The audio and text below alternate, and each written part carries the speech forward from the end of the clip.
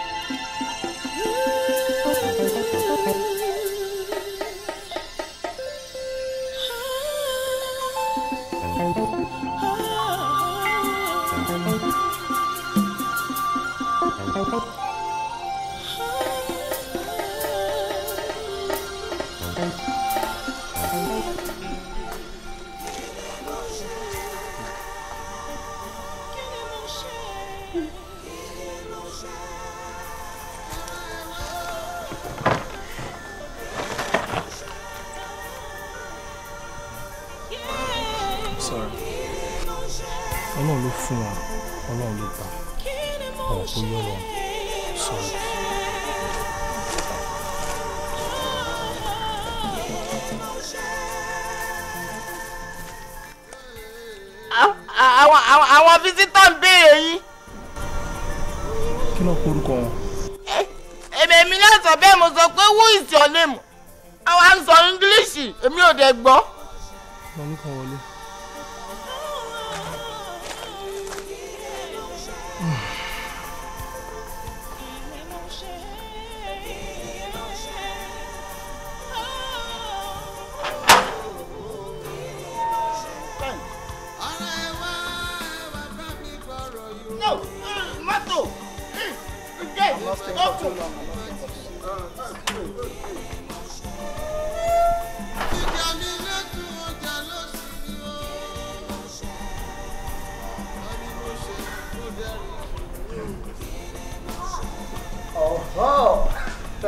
Jimmy.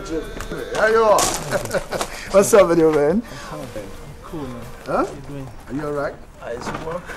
Alright, I just got in yesterday. Mother. How was your trip? Oh, not bad. Yeah, how was your trip? Not bad. I just got in yesterday. So how's everybody? Fine. Lola and Ayo.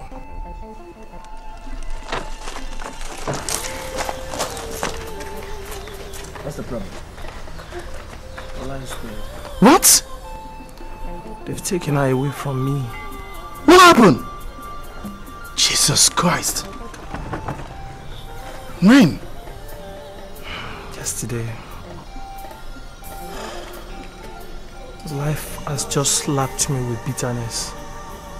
I don't know what to do. My house is on fire. Oh man, I'm so sorry. Thank you. I'm so sorry, man.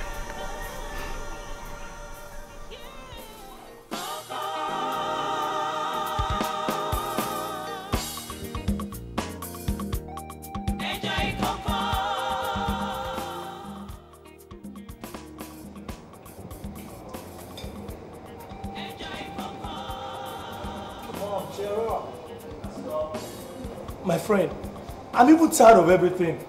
Since this thing happened, when we lost our daughter, my wife has refused to even eat. I don't even know what is going on. Eh? Am I the only person in this world? My dear, oh, they don't throw long here. You see, mother, the reason I brought both of you here is for you to move on with your life. I want you to cheer up, okay? You see, there is always an ups and downs in every marriage. But the ability to move on makes you the man. That's it, right? So, man, cheer up. Please.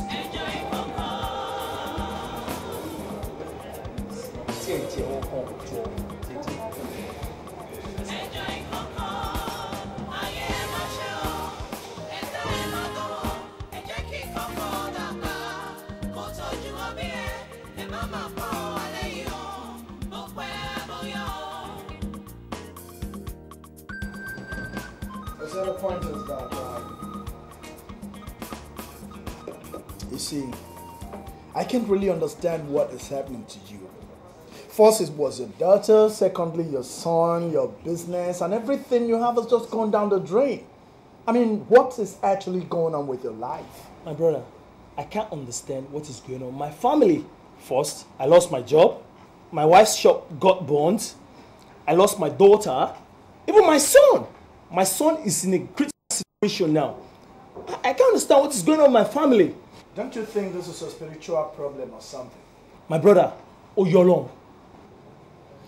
Well, I think you should come and see me on Thursday in my house so that I can see what I would do to help you out of this situation. Is that okay by you? It's okay. It's okay. So how about your wife? How is She's she? fine. She's fine. She's okay? She's cool. Can I have her number? I mean, so that I can talk to her once in a while. Oh, no problem. It's all right. So what's that number again?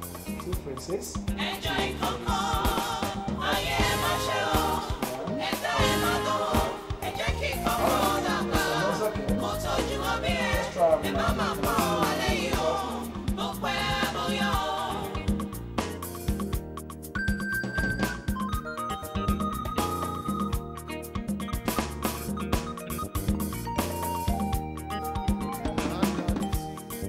Ọ̀rẹ́ mi, òkú ọjọ́ mẹ́ta.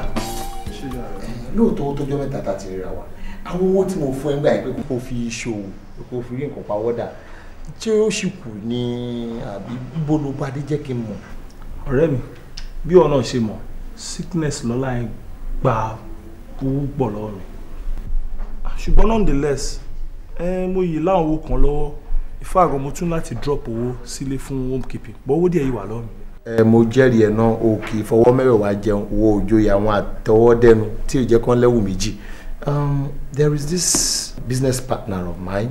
He's into oil business. I mean, epo rọ̀bì ló máa ń bá wọn tà. So mo wá fẹ́ introduce ẹ sí, I mean, kẹjọ sọ̀rọ̀ kẹjọ ṣe business papọ̀. Ṣó yẹ bóyá tẹ bá jọ ṣe business yẹn ó wá dé ìwọ náà kú ò wá gbéra ju bó ṣe wà ẹ lọ. Ibi tó bá dẹ̀ fẹ́ kí n come in financially, just call me. I'll come in and help you as a friend, that's all. Ọ̀rẹ́ mi, ṣòro láti jọ́ tí mo ti mọ̀ ẹ́, mo kàn máa ń fojú wò pé ọ̀rẹ́ la kàn jẹ́ síra wa. Ṣùgbọ́n ilé tó ṣe lé ni, ẹ̀jẹ̀ mi ni ẹ́. Ọ̀rẹ́ mi, ó ṣe gan. Ìwọ ni ká kíjù. Àwọn àgbà bọ̀ wọ́n ní àṣesílẹ̀ làbọ̀ wá bá, àbọ̀ wá bá làbọ̀ wá jókòó tì. Àbọ̀ wá jókòó tì ní oúnjẹ àjẹdálẹ̀. Ìwọ náà ti ṣe é lẹ̀. There and then tí mò ń hustle, ìwọ ló máa ń dole out àwọn little contracts táwa náà fi jẹ́yàn léni. Ó ti dá mi síwájú wà tẹ̀lé tútù. So báwo ni irú wa ṣe máa wá lajúlẹ̀ kí ìyà jẹ́ àyà ò gbọ́dọ̀ jẹ́ ìta àgọ́ bá mórí. Ọ̀rẹ́ mi, ká ṣáà dúpẹ́ lọ́wọ́ Ọlọ́run ló lọ́pẹ́. Ọlọ́run adé ẹ̀sìn mo dúpẹ́ lọ́wọ́ ẹ̀.